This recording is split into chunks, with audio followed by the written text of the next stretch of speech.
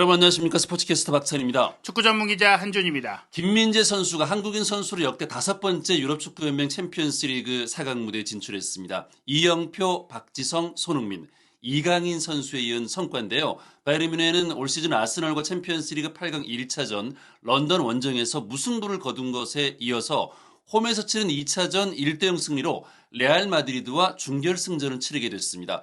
최근 결장해온 김민재 선수도 이날 생애 처음 레프트백 포지션을 맡아서 교체 출전하며 무실점 승리에 일조했는데요. 김민재 선수가 레프트백으로 뛴 이유 그리고 경기 내용은 어땠는지 세부 기록과 주요 장면을 통해서 분석해드리겠습니다. 2023-2024 시즌 유럽 축구연맹 챔피언스리그 별들의 전쟁 4강이 확정됐는데요. 이강인 선수의 파리 생제르맹이 도르트문트와 맞붙고 김민재 선수의 바이에른 뮌헨이 레알 마드리드와 맞붙는 역대 유럽 챔피언스리그 4강 대진 중에 또 가장 또 뜨거운 대진이라고도 할 수 있는 결과가 나왔습니다. 우선 이 아스널과의 경기 바이에른 뮌헨이 조금은 강호로서 특히 챔피언스리그 전통의 그 강자로서 챔피언다운 면모를 좀 보이지 않았나 그런 생각이 들었던 경기였고요. 또 하나 주목할 점이 투헬 감독이 이 경기를 앞두고 했던 공식 회견에서 김민재 선수를 미친 척하고 레프트백으로 써볼 수도 있다 네. 이런 얘기를 했는데 사실 이게 미친 척하고라는 단서가 달렸기 때문에 조금은 농담성일까 혹은 연막일까 이런 생각을 했었는데 실제로 김민재 선수가 선발 명단에는 없었지만 후반전 교체로 나올 때 3백으로 이제 바꾸는 건가 수비 숫자를 늘리는 건가 생각했는데 정말로 레프트백으로 뛰었던 것을 봤을 때는 투헬 감독이 전혀 실없는 소리를 한 게 아니다. 실제로 김민재 선수를 레프트백으로 기용하는 방안을 이날 준비했던 것 같다라는 것이 이제 느껴졌던 결과였습니다. 그렇습니다. 투헬 감독은 리그에서 이제 우승은 소위 물 건너 갔기 때문에 이제 챔피언스리그에 집중하는 상황인데 투헬 감독이 이렇게 챔피언스리그 4강에 진출하면서 파리 생제르맹 그리고 첼시 두 팀에 이어서 이제 바이에른 뮌헨에서도 챔피언스 4강 진출을 이뤄냈어요. 네, 그게 이제 독일 감독으로는 서로 다른 3개의 클럽에서 챔스 4강에 오른 최초의 기록이라고 하니까요. 네. 물론 이제 투헬 감독이 이제 바이에른 뮌헨에 와서는 지난 시즌 분데스리가 우승을 하기는 했지만 어떻게 보면 도르트문트가 자멸하면서 우승을 차지했었고 올 시즌에는 DFB 포칼에서 조기 탈락한 것에 이어 창단 후에 리그 우승이 없었던 바이엘 레버쿠젠에게 밀리면서 물론 알론소 감독의 레버쿠젠이 역대급의 시즌을 보내기도 했지만 올 시즌 무관의 위기에 처해 있었고 물론 지금 이 챔피언스리그 4강에 올랐다고 해서 여기서 또 우승할 수 있다라고 기대하는 것은 조금 섣부를 수 있어요. 하지만 어찌됐거나 4강까지만 올라가도 그것은 큰 성과이기 때문에 비록 투헬 감독이 이 바이에른 뮌헨 부임 후 어떻게 보면 자신의 감독 경력에 가장 좀 어려운 시기를 보내면서 조기에 계약이 종료되잖아요. 올 시즌 끝나면 바이에른 뮌헨을 떠나는 것이 이미 확정이 된 상태에서 다른 차기 행선지를 또 고르는 데 있어서 내가 건재하다, 특히 내가 챔피언스리그에는 강하다 이런 것들을 좀 보여줄 수 있었던 경기가 이번 경기가 됐다고 생각할 수 있겠습니다. 그렇습니다.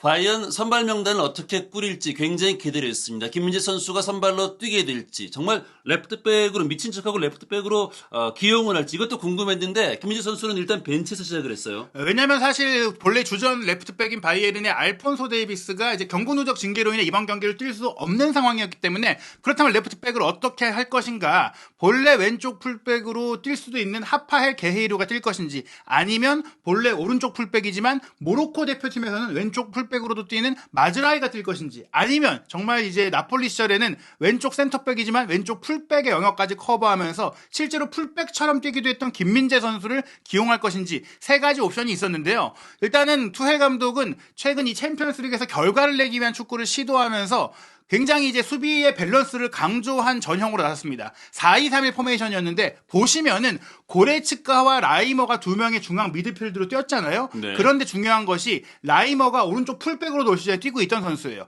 오른쪽 풀백으로 나온 키미가 공격 가담을 많이 해주기 때문에 라이머가 그 뒤쪽 키미의 뒤쪽을 커버해주고 고레츠카 역시 굉장히 전진성이 좋은 미드필드이긴 하지만 센터백을 또 볼 수 있을 정도의 신체 조건이 있는 그런 선수다 보니까 고레츠카가 다이어와 더리우트의 센터백을 커버해주고 라이머가 중앙 미드필드이지만 키미를 커버해주고 그리고 본래 이제 사실 올 시즌에는 레프트백보다는 왼쪽 중앙 미드필더, 왼쪽 수비형 미드필더 역할을 맡던 게헤이루를 왼쪽 윙어로 배치했어요. 네. 즉 실질적으로 마즈라이와 게헤이루를 왼쪽 사이드에 함께 배치해놓고 더블 풀백이라고 하죠. 풀백 두 명을 사이드에 함께 놓으면 이 풀백들이 공격 영역도 없는 건 아니니까 공격도 하고 수비의 밸런스도 갖출 수 있고 체력도 좋은 이런 형태를 구사하면서 아스널의 측면 공격 위협에 대응했다. 그리고 공격은 해리케인을 전방에 두고 사네가 오른쪽, 무시알라가 중앙, 그리고 말씀드린 대로 게헤이루가 왼쪽 공격수로 뛰는 그런 형태를 통해 오른쪽에 조금 공격의 무게중심을 뒀다. 게헤이루 그리고 뭐 마즈라위 이런 선수들도 공격을 하긴 했지만 조금은 수비에 대비하는 모습을 보였고 사네와 키미 오른쪽 중심으로 공격을 펼친 것이고요. 이러한 전술 변화, 대응적인 모습을 가져간 것은 1차전에서 분명 이제 2대2로 비기긴 했지만 경기 위협도라든지 경기 내용은 아스널이 좋았었거든요. 네. 그렇기 때문에 아마 아스널은 그대로 경기를 이제 해도 된다라고 생각한 것 같은데 투헬 감독은 1차전에 교훈을 얻어서 전술 조정을 가져갔다면 아스널은 그냥 그대로 나왔습니다. 네. 아스널은 초전방에 마르티넬리 그리고 하베르츠, 이제 사카 3톱으로 나왔습니다. 예, 사실 3톱이라고 말씀드리지만 제로톱 전술이죠. 네. 하베르츠가 진짜 9번이 아닌 가짜 9번으로 뛰면서 미드필드 역할을 해주는 그 플레이를 가져갔고 마르티넬리와 사카의 속도가 좋으니까 이 속도감 있는 선수들이 어떻게 보면 공격적일 수 있는 바이에른의 풀백 뒤를 공략하면서 또 속도에 문제가 있는 다이어와 더리우트를 직접 공략하는 그런 형태를 추구했다라고 생각이 되고요. 라이스, 조르지뉴, 웨데고르까지 미드필드를 구성한 것은 하베르츠까지 미드필드라고 생각했을 때 중원에서 확실한 수적 우위를 가져가면서 경기를 지배하겠다라는 의지를 보인 것입니다. 여기에 지난 아스널의 그 8강 1차전 경기에서 아쉬웠던 게 왼쪽 풀백으로 뛰었던 키비오르의 수비적인 허점이었는데 이 자리를 토미야스에게 맡기고 마갈량이스, 살리바, 화이트로 이제 포백을 구성했거든요. 즉 토미야스가 뛴 것 외에는 1차전과 크게 변화를 준 것은 없다라고 할 수 있겠는데요. 이날 경기에 문제가 드러났던 것은 바이에른 뮌헨이 아스널의 측면 공격을 완전하게 제어할 수 있는 그런 형태, 즉 사카와 웨데고르의 오른쪽 측면 공격은 게헤이루와 마즈라위의 더블 풀백으로 막고 그리고 키미히와 사네의 공격력을 극대화하면서 마르티넬리가 쉽게 올라갈 수 없도록 마르티넬리가 사이드 공격을 하기 어렵도록 만들었고 특히 토미야스가 공격 가담을 거의 하지 않다 보니까 또 편안하게 키미히와 사네가 상대 지역을 지배할 수 있었다는 점들을 생각한다면 이 전술 수싸움에서 밀렸다. 무엇보다 이 더리우트와 다이어가 하베르츠가 거의 문전 안으로 들어오지 못하다 보니까 위협을 주지 못했고 또 말씀드린 대로 마르티넬리와 사카가 안쪽으로 들어와서 스트라이커 역할을 해줬다면 좋았겠지만 그런 부분들을 1차적인 방어선 미드필드 라인에서 커버를 잘해주기 때문에 이게 좀 통하지 않았다는 겁니다. 그렇습니다. 감독 지략 대결에서 아르테타 감독을 이제 투헬 감독이 좀 압도했다 이렇게 볼 수 있는 상황이에요. 예, 게다가 이제 후반전 같은 경우에는 선제골을 바이에른이 넣은 이후 투헬 감독이 완전히 이제 실리적인 축구, 즉 네. 김민재 선수와 우파메카노까지 교체 투입을 하는데 다이어와 더리우트 같은 위치에 있는 선수를 뺀 게 아니라 마즈라이를 빼고 김민재 선수를 투입했고 사네를 빼고 우파메카노를 투입하면서 실질적으로 김민재, 다이어, 더리우트, 우파메카노 4명의 센터백으로 포백을 구성하는 매우 수비적인 경기 막판에 굳히기 운영을 가져갔거든요. 이를 통해서 결과적으로는 1대0 무실점 승리를 거두면서 4강에 오른 것입니다. 그렇습니다. 이날 경기에서 바이에른 뮌헨의 골문을 지켰던 마누엘 로이어 골키퍼는 또 새로운 기록을 세웠어요. 예, 유럽 축구연맹 챔피언스리그 통산 58번째의 클린시트, 58회의 무실점 경기를 기록하면서 레알 마드리드의 이케르 카시아스가 종전 57경기 기록을 갖고 있었고 노이어가 같은 공동 1위였는데 이날 무실점으로 단독 1위가 됐고요. 이 기록은 이탈리아 축구 레전드이기도 한 부폰의 52경기 없이 뛰어넘는 독일 축구 최고의 골키퍼이자 유럽 축구 역대 최고의 골키퍼로 자리매김했던 그런 기록을 만든 것인데 여기에는 말씀드린 대로 경기 막판 아스널이 동점골을 넣기 위해 총공세를 폈던 막판 순간에 왼쪽 풀백으로 교체 출전했던 김민재 선수도 기여를 했습니다. 그렇습니다. 사실 바이에른 뮌헨이 아스널을 상대로 경기를 좀 주도했고 후반전 들어서도 안정감을 계속 이어갔기 때문에 김민재 선수가 나올 수 있는 여지가 있을까 조금은 물음표를 던지면서 봤어요. 사실 이제 교체 출전했던 과정에는 마즈라이 선수가 조금 경미한 부상을 입었고 또 큰 부상이 아니라고 하더라도 경기 막판에 분명히 끌려가고 있는 아스널이 강하게 몰아칠 것이기 때문에 그걸 막기 위해서는 몸 상태가 최상의 선수가 필요하고 그런 과정 속에 김민재 선수의 출전이 결정됐을 때 처음에 이렇게 생각을 했어요. 아무리 그래도 레프트백으로 뛰기보다는 3백으로 조정하지 않겠느냐. 네. 김민재 선수가 이제 왼쪽 센터백을 맡고 다이어, 더리우트 이렇게 3백이 되지 않겠나 싶었는데 히트맵을 보시면 아시겠지만 김민재 선수의 위치는 완전히 왼쪽 풀백. 왜냐하면 페널티 에어리어 안쪽으로 아예 안 들어왔고 또 왼쪽에서 공격적 높은 공까지 오버래핑까지 했으니까 정말 김민재 선수는 이날 레프트백으로 뛰었습니다. 그렇습니다. 김민재 선수에게도 조금은 생소하고 낯선 경험이었는데 후반전 출전해서 이제 사카와의 경합하는 장면들이 몇 차례 있었고 조금은 아찔했던 장면도 있었습니다만 그런 장면에서 실점으로 이어지진 않았어요. 네, 사실은 뭐 본인이 프로 데뷔 이후에는 레프트백으로 이렇게 본격적으로 뛴 건 처음이에요. 레프트백 영역까지 커버한 적은 있지만 실제 레프트백 역할을 맡는 것은 다른 부분이거든요. 그러다 보니까 이제 사카를 주로 상대하면서 지상 볼 경합 상황에서 한 번도 이기지 못했지만 그래도 공중전에서는 모두 승리를 했고 또 패스 성공률이 73%로 낮았던 것은 풀백으로서 조금 도전적인 패스를 해야 되는 상황이 있기 때문이었는데요. 그래도 클리어링 1개와 가로채기 1개를 기록하면서 경기 막판 사카를 통한 아스널의 매서웠던 총공세를 버티는 데 있어서 김민재 선수의 피지컬과 육탄 수비와 전진 수비가 기여한 점이 있다고 할 수 있겠습니다. 네, 경기 세부 기록을 좀 볼까요? 바이에른 뮌헨이 1대0으로 앞선 가운데 경기가 끝이 났는데 기대 득점은 1.33으로 아스널을 압도했습니다. 예, 사실 이 정도 기록이라면 2골 정도를 넣을 수 있는 경기였다고 볼 수 있고 실제로 골대 강타의 불운이 아니었다면 바이에른이 조금 더 쉽게 또 경기를 풀어갈 수 있었던 내용이었는데요. 1차전 같은 경우에는 2대2로 비기긴 했지만 기대 득점, 슈팅, 점유율 거의 모든 긍정적인 지표에서 아스널이 압도를 하면서 아스널이 경기를 확실히 장악했다 이런 느낌이었지만 이번 경기는 물론 바이에른 뮌헨이 굉장히 주도적인 축구라든지 지배적인 축구라는 건 아니지만 아스널이 잘하는 것을 못하게 만들면서 슈팅 숫자까지도 15대9로 크게 앞섰고 유효 슈팅은 3대3이긴 했지만 골대를 때린 게 2번이나 있었다는 점들을 고려한다면 훨씬 더 효과적인 경기를 한 데다가 볼 점유율도 51%니까 공도 적절히 관리하면서 투엘 감독이 아스널의 대응법을 잘 찾아냈다고 볼 수 있겠습니다. 그렇습니다. 전문 9번 없이 나섰던 아스널을 상대로 바이에른 뮌헨은 오른쪽 측면에 킴미히 그리고 이제 사네 쪽의 움직임이 굉장히 활발했습니다. 네, 이쪽에서 말씀드린 대로 측면 주도권을 가져갔고 이런 상태에서 이 선수들이 적극적으로 올라갈 수 있었던 것 중에 하나가 이 선수들이 수비를 많이 가담할 필요가 없이 하베르츠가 바이에른 뮌헨의 중앙 공격을 제대로 공략을 하지 못했어요. 지금 보시면 이제 하베르츠가 29번인데 하베르츠의 높이 자체가 다른 선수들과 비교했을 때 그렇게 높지 않거든요. 네. 게다가 공을 소유했을 때도 박스 안으로 들어가지 못했고 공이 없을 때도 전방 압박까지 해주지 못하면서 오히려 외대고르보다도 전방에서의 압박 영향력이 떨어졌고 공격 상황에서는 날카롭지 못하다 보니까 결국에는 진짜 9번 정통파 9번 선수가 없는 현재 팀 구성의 문제. 제주스가 있긴 한데 또 부상으로 또 긴 동백기가 있기도 했고 또 사실 제주스도 역시 사실 체구력으로나 9번으로 이제 타겟형 스트라이커를 할 수 있는 역할의 선수는 아니기 때문에 투입하기가 좀 애매했던 부분들, 쪼크로스밖에 없던 부분들이 있었거든요. 결국에는 아스널은 다음 시즌 정말 우승을 위해서는 제대로 된 이제 스트라이커를 영입하지 않으면 안 된다. 이런 교훈을 남긴 경기였습니다. 그렇습니다. 자, 바이에른 뮌헨이 아스널을 상대로 좋은 경기를 했는데요. 역시 이제 킴미 선수가 이날 경기에서 빼어난 활약을 보였습니다. 예, 물론 사네 선수가 먼저 그 앞선에서 수비를 끌고 다니면서 만들어 놓은 공간, 사네 선수의 움직임과 개인 능력을 통해서 아스널의 풀백과 윙어 그리고 미드필드 사이 간격이 좀 벌어진 부분들도 있었겠지만 이 과정에서 키미 선수가 수비 커버도 잘해주고 연계도 잘해주고 득점 기회도 많이 만들어냈고 실제로 이날 경기 득점 찬스 패스를 압도적으로 많이 기록한 선수가 키미 선수 0.49로 2위라고 할 수 있는 아스널의 라이스의 0.25보다 거의 2배 가까이 많은 수치를 기록을 했고요. 그뿐 아니라 결국에는 이날 경기에 결승골을 키미가 넣기도 했죠. 그렇습니다. 자, 이 킴미 선수가 오른쪽 측면에서 기점 패스 역할을 하고 수비에서도 이제 큰 문제 없이 맹활약을 했는데 평점도 8.5점을 받았고요.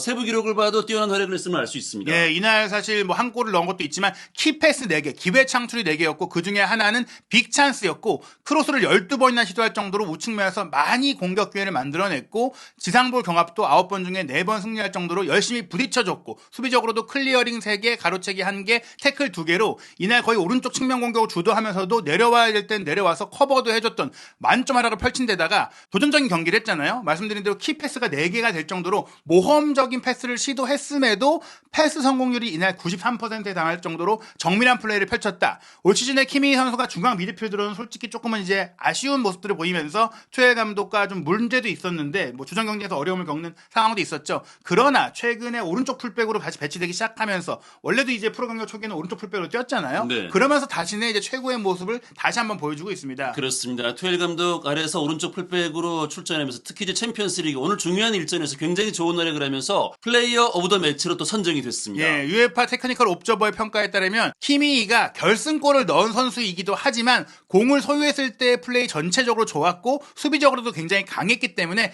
특히 이날 경기 아스널의 마르티넬리를 완전히 지워버렸다. 네. 경기장 밖으로 쫓아냈다는 얘기가 뭐냐면 본인이 공격을 주도하면서 마르티넬리가 공격점을 받지 못하게 했어요. 즉 이제 토미야스가 올라오지 못하게 했던 이유가 키미가 공격을 잘하니까 토미야스가 키미를 막기 위해 전진을 못한 거죠. 그러니까 마르티넬리가 고립이 됐어요. 그리고 마르티넬리에게 공이 와도 또 키미가 와서 커버를 해버리니까 이날 말씀드린 대로 마르티넬리 토미야스 쪽을 사네 키미가 완전히 압도했다. 거기다가 라이머까지 그 위치에 잘 커버해줬기 때문에 여러모로 이제 수싸움에서 투엘 감독이 앞선 결과라고 볼 수 있겠죠. 그렇습니다. 자, 바이에른 뮌헨이 지난 1차전 경기에서는 아스널 원정에서 고전을 했습니다. 비록 뭐 2대2로 이제 무승부를 안고 홈으로 돌아오긴 했습니다만 1차전과는 다른 양상으로 전개가 됐어요. 당시에는 공격 위협도에서 완전히 밀리면서 사실 강자와 약자가 나뉘어 있는 것 같은 마치 역사적으로 봤을 때 바이에른이 훨씬 강한 팀이고 실제로 챔피언스리그에서 만날 때마다 바이에른이 좀 더 좋은 기억들이 많았는데 지난 1차전 물론 런던에서 비기고 왔기 때문에 바이에른이 잘했다고 할 수 있겠지만 어떻게 보면 바이에른이 밀리고 밀리다가 역습하는 형태 아스널이 원하는 대로 경기를 거의 풀어갔던 그런 내용이었거든요. 이번 경기와 마찬가지로 사실은 확실한 골잡이 해결사 9번이 없는 아스널이었기 때문에 이기지 못한 것이지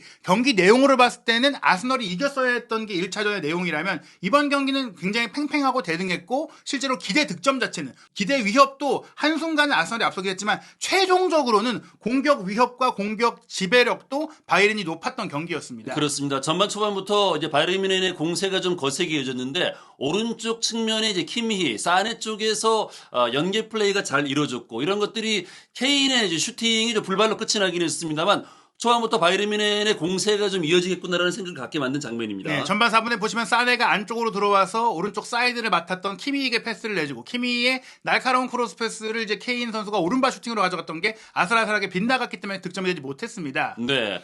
전반 11분 장면인데요. 조르지뉴 선수가 이제 박스 안쪽으로 패스 연결했습니다. 그리고 하베르츠와 이제 마르티넬리가 연계 플레이를 가져갔고 마르티넬리의 오른발 슈팅이 좀 벗어나긴 했습니다만 굉장히 위협적인 장면이었어요. 네, 일단 하베르츠가 이렇게 연결고리 역할을 했는데 안쪽으로 들어가지 못한 채 바깥쪽에서 좀 연결을 많이 했거든요. 그러면서 중거리 슈팅을 통해서 골문을 노려봤던 아스날의 공격이었고 바이에른 같은 경우는 오른쪽에 사네와 키미도 좋았지만 왼쪽에서 게헤이루와 마즈라이도 더블 풀백으로서의 호흡이 굉장히 좋았거든요. 네. 23분에는 게헤이루의 패스를 받은 마즈라이의 슈팅까지 나왔지만 이 장면은 살리바의 태클에 굴절되면서 아쉽게 또한 득점으로 연결되지 못했던 바이에른의 측면 공격이었습니다. 그렇습니다. 전반전 30분에는 자 웨데그루 선수가 지금 마르티넬리에게 연결했고 마르티넬리 선수의 이제 슈팅이 골키퍼 노이어 가슴에 그대로 안기는 장면이었습니다. 이 장면 역시 이제 하베르츠가 중앙에서 큰 존재감을 보이지 못하다 보니까 이런 미끼 역할만 하게 되고 마르티넬리가 주로 침투에 들어와서 슈팅하는 상황을 만들어 보려고 했는데요. 마르티넬리가 이날 경기 조금 마지막 순간에 슈팅이 좀 부정확했던 것이 좀 아쉬운 부분이었죠. 네. 후반 시작과 함께 1분 만에 또한 오른쪽 측면 공격이 불을 뿜었는데요. 키미의 전진 패스를 받은 사네가 우측면을 돌파한 이후 다시 꺾어준 것 키미의 크로스를 고레츠카가 헤더 슈팅까지 가져간 게 크로스바를 때리고 나왔고 재차 이어진 공격도 게헤이루가 슈팅까지 가져갔는데 골포스트를 때리는 연달아 골대를 강타하는 불운이 아니었다면 여기서 이미 바이에른 뮌헨이 앞서갈 수 있었는데 그래도 이 장면을 기점으로 후반전은 완전히 바이에른이 득점 기회를 여러 차례 만들어내며 지배를 했습니다. 그렇습니다. 후반전 57분 장면인데요. 이 무샬라 선수가 이제 상대 수비 태클을 피해서 하프라인을 통과하는 드리블을 가져갔습니다. 크게 저항을 받지 않고 하프라인을 쉽게 넘어갔거든요. 그리고 이제 왼쪽으로 돌아 들어가던 게이르에게 연결, 게이르가 다시 케인에게 연결했습니다. 케인이 볼을 받지 못했어요. 그런데 수비수인 가브리엘 선수가 골키퍼에게 연결한다는 게 잘못하면 자책골로 이어질 뻔했어요. 여러모로 이제 아스널이 이런 중요한 무대에서 심리적으로 흔들리고 안정감이 떨어지는 모습들, 리더십의 부대를 느꼈어요. 분명히 웨데고르도 좋은 주장이긴 하지만 이런 큰 무대에서 큰 팀을 이끌고 전체적인 팀을 장악하기에는 카리스마가 부족하다는 게 느껴졌고요. 결국에 이런 위기 속에 63분 바이에른 뮌헨이 선제골을 넣게 되는데 키미 선수가 사네와 이제 공을 주고받으면서 오른쪽 측면 공격을 만들었고 여기서 반대편으로 사네가 길게 넘겨줬잖아요. 네. 이게 사이드를 전환한 이후에 다시 이제 게헤이루가 왼쪽에서 중앙으로 크로스를 올렸는데 이게 중앙이 아니라 케인이 수비를 끌고 가면서 우측면 배후로 빠졌어요. 그 배후로 빠졌을 때 키미가 달려들어서 다이빙 헤딩을 할 거라고 누구도 아스널의 어떤 선수도 예상하지 못했기 때문에 완전하게 키미에게 프리 상황을 내주면서 결국에는 키미의 강력한 헤더 슈팅이 골이 된 것입니다. 그렇습니다. 킴미의 기점 패스로 킴미가 헤더골로 연결을 했습니다. 1대0으로 앞선 가운데 투엘 감독은 김민재 선수를 투입하고 왼쪽 측면에 마즈라이 선수를 뺐습니다. 네, 마즈라이 선수의 경미한 부상이 있긴 했지만 조금 안정적으로 경기를 지키기 위한 선택이었고요. 이 선택이 나오기 전에 이제 아스날 같은 경우에는 조르디니와 마르티넬리를 빼고 제주스와 트로사르를 투입하면서 공격을 강화했고 사실은 그에 맞춰서 김민재 선수를 투입해 수비의 안정감을 가져가려고 했던 것이고요. 그리고 막판에는 아르테타 감독이 토미야스까지 빼고 은케티아를 투입하면서 공격 숫자를 거의 뭐 다 늘렸어요. 그러면서 네. 공격을 펼쳤을 때 김민재 선수는 사카를 잘 막아냈습니다. 그렇습니다. 김민재 선수가 이제 왼쪽 풀백으로 교체 투입됐을 때 사실은 좀 걱정도 좀 됐고 어떻게 상황이 진행될지 좀 물음표를 던지는 상황이었는데요. 제수스 선수가 지금 사카 쪽으로 연결할 때 김민재가 경합을 했는데 이게 완벽하게 클리어링이 안 됐어요. 네. 자, 그 볼이 외대구루 쪽으로 좀 굴절이 됐는데요. 외대구루가 이제 돌파에 들어가면서 슈팅까지 가져갔습니다. 네, 그걸 이제 노이어가 막아냈을 때 또 김민재 선수가 끝까지 쫓아와서 어느 정도 이제 비벼줬고 또 노이어의 선방에 의해서 빗나간 장면이 사실은 이게 코너킥이 됐어야 되는데 네. 살짝 스쳤기 때문에 이제 그대로 골이 나갔다. 뭐 그렇게 좀 평가가 돼갖고 바이에른 입장에서는 또 한 번의 실점 위기를 넘긴 그런 장면이 있기도 했어요. 사실은 그렇습니다. 김민재 선수가 열심히 뛰어줬던 건 맞고 낯선 위치에서 분투한 건 맞지만 그렇다고 아주 견고했다고 하기는 어려운 경기를 하긴 했습니다. 네, 후반전 시간이 얼마 남지 않았고 88분 상황이었는데 사네 선수, 이날 맹활약을 했던 사네 선수를 불러들이고 우파메카노를 투입하면서 극단적인 수비 형태를 가져갔죠. 네, 슈엘 감독은 4명의 센터백을 모두 투입하면서 이기겠다, 잠그겠다라는 의지를 보여줬고 실제로 이제 잠그는 데 성공을 했습니다. 네. 후반 추가 시간이 이제 많이 주어지지 않았어요. 4분 정도 주어졌는데 막판에 그래도 계속 이제 사카 쪽으로 공을 투입하려고 했던 바이른인데 여기서 사실 김민재 선수가 사카를 빠뜨렸거든요. 네. 하지만 이제 사카의 슈팅이 뭐 결국에는 막히기도 했고 막히지 않았다고 하더라도 이 상황에서 오프사이드였던 것이 확인이 됐기 때문에 어찌됐건 김민재 선수는 교체로 나와서 팀의 무실점 승리에 기여했다고 할 수 있습니다. 네, 바이에른 뮌헨의 향후 일정을 보면은 이제 우니온 베를린, 프랑크푸르트를 상대하는데 이후에 챔피언스리그에 올인하고 있는 바이에른 뮌헨 입장에서는 김민재 선수의 출전 가능성도 좀 타진해 볼 수 있는 거죠. 예, 오늘 경기 교체로 나와서 레프트백으로 뭐 커버했던 부분들은 알폰소 데이비스가 이제는 또 뛸 수 있기 때문에 재현되지는 않겠지만 그래도 이제 챔피언스리그와 리그를 병행하는 과정 속에 리그 순위도 2위는 최소한 지켜야 된다는 점을 고려한다면 적절한 로테이션이 있을 거라고 생각이 되고요. 4월 21일 일요일 새벽 1시 30분 우니온 베를린전 그리고 4월 27일 토요일 밤 10시 30분 프랑크푸르트전까지는 어느 정도 출전 시간을 나눠 갖지 않을까. 네. 그리고 한국 시간으로 5월 1일 또는 2일 새벽이 될 것으로 예상되는 레알 마드리드와 챔피언스리그 4강 1차전은 사실 지금 보여주고 있는 다이어와 더리우트의 조합이나 경기력을 생각한다면 김민재 선수가 이제 선발 출전 기회를 얻기는 어렵고 뭐 교체로도 나오는 게 이제 쉽지는 않을 것 같긴 한데요. 다만 이제 우니온전이라든지 프랑크푸르트전에 다이어나 더리우트가 부상을 입는 상황이 생긴다면 김민재 선수가 또 챔피언스리그 4강에 기회를 얻을 가능성은 뭐 남아있다 뭐 이렇게 볼 수 있겠습니다. 자, 프리미어리그 34라운드 일정도 확인해 보겠습니다. 예, 아스널이 이제는 뭐 챔피언스리그도 탈락을 했기 때문에 프리미어리그 우승에 올인을 해야 하는 상황인데요. 4월 21일 일요일 새벽 3시 30분 황희찬 선수가 부상해서 돌아온 울버햄튼과 원정 경기를 치르게 되고요.